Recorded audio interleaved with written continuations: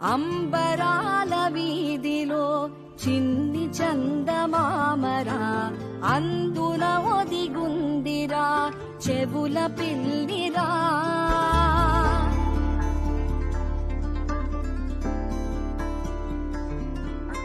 నీడ నీలి దీవిలో నీటి మీద మెరిసెరా ఆ వెన్నెల కాంతిలో కూర్మముందిరా.